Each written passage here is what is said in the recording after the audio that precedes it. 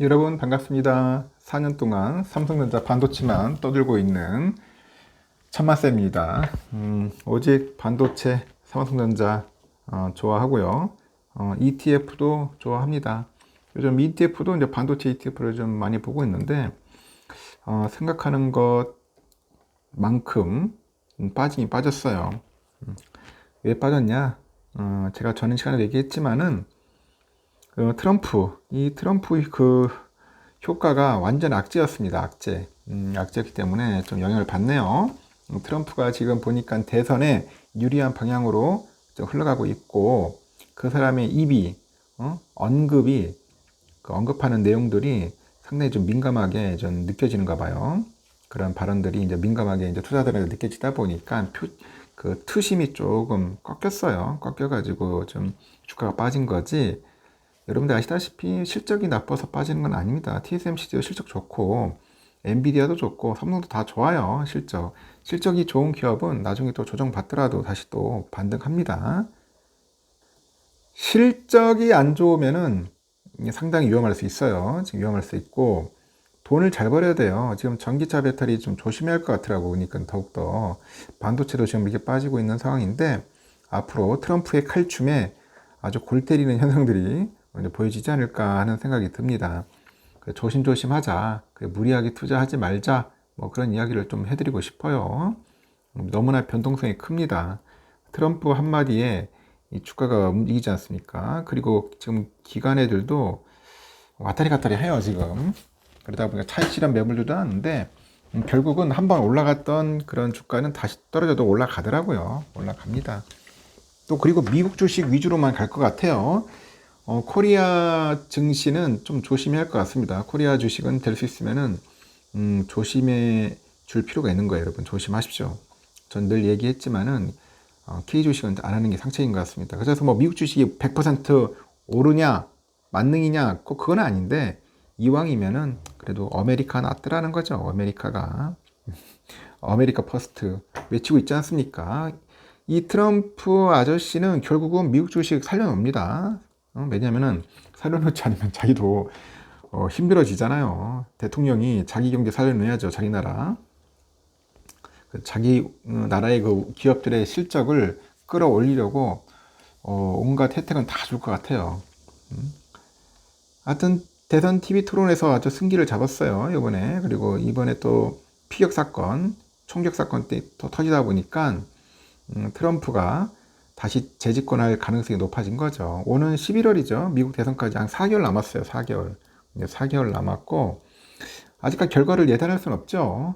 국제사회는 트럼프의 그 2기 집권, 행정부 2기 집권을 염두에 둔 대책 마련에 좀 분주할 겁니다. 한국도 트럼프 전 대통령이 재집권을 하면은 그 발생할 태풍의 사정권에 들어오는 거예요. 국내 금융시장은 트럼프 전 대통령의 말 한마디에 이 반도체하고 2차 전지 주가가 좀 출렁이면서 좀 휘청이고 있다고 하죠. 그 트럼프노믹스의 핵심은 뭐냐? 이 반세계화야. 반세계화, 반중국, 반친환경. 이겁니다. 쓰리반. 반세계화, 반중국, 반친환경입니다. 이에 따라서 트럼프 2기가 출범하면 한국의 대미 무역 수지 흑자를 좀 압박을 할 테고 전기차랑 그 2차 전지 쪽에 주는 세제 혜택이 줄어들 거예요. 그 우려감이 큽니다. 그 트럼프 공약이 또 실현되려면은 상원 하원까지 공화당이 장악해야 하는 변수가 있겠지만은 이 정책 기조가 바뀌는 것만으로도 한국에는 부담이 된다. 그래서 다각적인 대비를 필요로 해야 한다는 겁니다. 미국을 다시 위대하게라는 영화가 있어요. 마가라고 하죠. 마가. MAGA인데 이게 뭐냐? Make America Great Again. 미국을 다시 위대하게. Make America Great Again. 이걸 선거 구호로 내세웠더라고요. 하여튼 트럼프 2기가 출범하면은 이제 보호무역주의 아주 끝장판이 되겠죠. 끝판왕이 되겠네. 바이든 정부에서 이제 프렌드 쇼어링에 응하면서 대미 의존도를 높인 한국은 타격이 불가피할 겁니다. 미국은 올해 상반기 중국을 제치고 한국의 최대 수출국으로 올라섰어요. 인공지능 수요 확대로 반도체 수출이 지금 급증을 하고 지금 친환경이죠. 친환경차 수출 증가 등으로 자동차 수출이 늘어난 것이 영향을 미쳤는데, 대외경제정책연구원은 미국이 트럼프 캠프의 공약대로 보면 관세 10%를 한국에도 부과할 경우 대미 수출이 152억 달러 감소할 거라는 겁니다. 이 트럼프 캠프는 평균 3%인 미국의 관세율을 10%까지 끌어올리는 보편적인 그런 기본 관세를 도입하겠다고 합니다. 캠프는 무역적자 원인으로 한국, 일본, 유럽, 멕시코, 캐나다산 그 자동차하고 이 자동차 부품을 지목을 하더라고요. 그래서 캠프의 그 주요 타깃 무역 적자국 목록에 한국이 오를 수 있음을 시사했어. 21년까지만 해도 한국은 미국의 10대 무역 적자국에 포함되지는 않았죠. 근데 그 이후에 한국은 22년 9위 10위권 안에 들었고 지난해 8위를 기록하네요. 트럼프 일기 행정부는 2018년에도 자동차 산업 적자 등을 이유로 한미 FTA를 개정한 전례가 있어요. 트럼프는 지난 7월 16일에 블룸버그 비즈니스 위크 인터뷰에서 중국산 수입 제품의 60에서 100%, 다른 나라 수입 제품에는 10%의 보편적인 관세를 부과하겠다고 했고요. 일기 시절보다도 더 강력한 미중 통상 분쟁을 시사한 건데, 이 유럽 등 우방국에 대해서도 불공정 교역으로 미국의 제조업 기반이 무너지고 있다고 관세 전쟁을 예고를 합니다. 그럼 공약대로 60% 이상의 관세 폭탄이 부과되면은 중국의 경제 성장 둔화로 대중 수출도 감소하죠. 스위스 투자은행이죠. UBS에서도 미국이 중국산 제품에 60% 관세를 부과하면 중국의 연간 경제 성장률이 절반 이상 급락할 거다 경고를 합니다. 중국 경제가 부실하면 중간재 수출을 많이 하는 한국도 직간접적으로 타격받죠. 그러다 보니 뭐 하여튼 위안화 절세 등으로 중국이 미국 관세에 맞서서 다양한 보복 조치에 나서면은 미중 갈등이 격화됩니다. 그러면 한국을 비롯해서 세계 경제가 힘들어지겠죠. 그 반중국에 이은 산업별 보호무역주의의 표적은 반도체, 배터리, 전기차 뭐 등등인데 한국의 주력 산업이 될 수 있겠어요. 그래서 그 인터뷰를 보니까 그 바이든 정부의 칩스법 지원으로 대만이 미국 반도체 사업을 전부 가져갔고 이젠 보조금까지 가져가고 있다. 미국에 방위비를 내야 한다. 이런 불만 제기하고 이 방위비와 TSMC를 묶어서 거론한 것으로 한국을 직접적으로 언급하지는 않았는데 한국도 좀 피곤해요.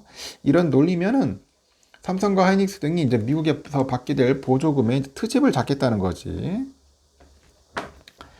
그래서 친환경 정책 기조로 전기차 수출에 제동이 걸릴 수 있어요. 그래서 트럼프는 그런 인터뷰에서도 이 자동차 100%를 전기차로 할 수 없다. 전기차는 주행거리가 짧고 매우 비싸고 무겁다. 이런 이야기를 하는 거야. 그들은 누구도 제대로 알지 못하는 엄청난 양의 보조금을 주고 있다고 지적을 하고 IRA 그 전체나 일부를 폐기할 계획이냐는 질문에는 직답 대신에 IRA는 인플레이션을 낮추지 않고 높였다. 응? IRA가 인플레이션을 높였다. 주장한 겁니다. 그리고 그는 IRA가 지원하는 풍력과 태양광 발전의 비용 문제 등을 거론했고 우리는 이제 기본으로 돌아가야 한다. 우리는 저렴한 가격의 에너지가 필요하다. 이런 얘기를 하는 거죠. 이 IRA는요. 미국 내에서 만든 배터리 전기차에 한정해서 이 보조금과 세액공제를 주는 그 혜택을 주는 제도예요. 이 바이든 정책을 뒤집는 트럼프의 그 기조는 배터리와 전기차에 대대적인 투자를 하기로 한 대한민국 기업의 악재가 될 수 있어요. 그래서 그 산업연구원의 보고서 보면은 그 트럼프 전 대통령이 재집고 나면은 IRA법이 후퇴하고 한국 배터리의 투자 위축과 실적 악화가 불가피하다고 봅니다. 또 미국에 공장을 둔 LG엔솔하고 SK온, 삼성 SDI 등 한국 2차 전지 업체가 그 미국에서 받을 보조금에 차질이 빚을 수 있다. 그런 이야기죠. 다만 공화당 강세 지역과 선거 접전지에서도 이 IRA를 기반으로 한 투자가 늘고 있어서 이 폐지보다는 축소 가능성이 좀 있다는 거죠. 제가 볼 때 폐지하기는 힘들 것 같아. 자기도 선거 그 표밭이 있기 때문에 뭐 폐지까지보다는 좀 줄이겠죠. 보조금을. 제 개인적인 생각입니다. 트럼프 캠프는 친환경 정책으로 인해서 에너지 가격이 오르고 이로 인해서 인플레이션이 더 거세졌다고 주장을 하던데 예를 들어서 화석연료 생산에 대한 제한을 폐지하고요. 연방정부 토지에서의 석유, 가스, 시추 허가 절차 등을 완화할 것 같아요. 국내 금융시장에서 당분간 변동성이 불가피할 거로 보는 거죠. 시장 안팎에서도 트럼프 전 대통령이 재집권 시에는 물가 상승 압력이 다시 커지는 트럼플레이션이 발생할 거라는 우려도 있어요. 소득세를 낮추는 등의 감세 정책과 수입품에 대한 관세 인상, 이거는 미국 내 물가를 끌어올리겠죠, 당연히. 그리고 이민자를 엄격하게 제한하는 정책도 노동력 공급에 대한 부담으로 임금 상승 촉발합니다.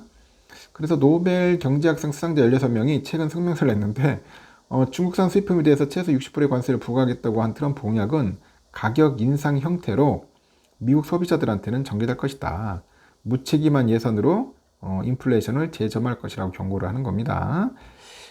국내외 주가도 이제 미국 대선을 앞두고 출렁이네요. 이 반도체를 둘러싼 지정학적인 리스크에 대한 우려가 커져요. 그래서 지난 7월 17일이죠. 이틀 동안 국내의 반도체 대형주 급락을 했습니다. 휘청휘청합니다. 휘청휘청. 전문가들은 정부가 이제 선제적인 대응책을 마련해야 한다고 하죠. 그래서 미국이 금리를 내리겠지만 시장 기대와 달리 소폭 조정 정도에 그칠 거로 보는데 예전만큼 큰 폭의 금리 인하는 쉽지 않아서 무리한 금리 인하 베팅은 하지 말아야 한다고 하고 무역 전쟁의 본질이 기술 패권 전쟁인 만큼 주력 업종의 경쟁력을 키우는 산업 정책과 수출 다변화 전략을 마련하는 기회로 삼아야 한다고 합니다. 트럼프 재집권 시에 가장 우려되는 부분은 글로벌 교역이 망가져서 수출 의존도가 높은 한국 경제가 이 성장 동력을 잃어버릴 수 있다는 거예요. 그래서 일본과 유럽 등 그 트럼프 전 대통령과 대화 채널을 마련해서 움직이고 있는 주요 국가들처럼 대화 통로를 공식화해서 경제 안보 이슈를 망라한 범정부 차원의 전략적인 대응을 짜야 한다고 하는 거죠. 현재 바이든은 인지력 저하 논란 속에서 그 후보 사퇴 압력을 받고 있어요. 오는 8월에 열리는 민주당 전당대회에서 어떤 일이 벌어질지 아무도 몰라요. 바이든은 지난 7월 17일 그 트럼프 피격 사건 이후 첫 공개 유세를 벌였는데 바이든이 뭐라 했냐면 이번 대선에 모든 것을 걸었다 이렇게 완주 의지를 재차 강조합니다. 하지만 또 코로나 확진 판정이에요. 내가 볼 땐 이러다가 진짜 빨리 돌아가시지 않을까 걱정도 듭니다. 너무 고령이라서 코로나까지 걸려가지고 하여튼 건강 논란이 주목을 받고 있습니다. 상황이 악화되다 보니까 이제 바이든은 전 조건부 사퇴 가능성을 처음으로 언급해서 눈길을 끌었는데 하여튼 지난 7월 18일 날 케이블 방송 인터뷰에서 완주 의사 철회 가능성을 묻는 질문에 나에게 의학적인 상황이 발생해 의사들이 문제가 있다고 말한다면 이렇게 언급을 했습니다. 상당히 불안정합니다. 내가 볼 때는 빨리 사퇴하고 부통령인 해리스한테 물려줘가지고 트럼프랑 한판 붙는 게 오히려 낫지 않을까 하는 생각도 듭니다.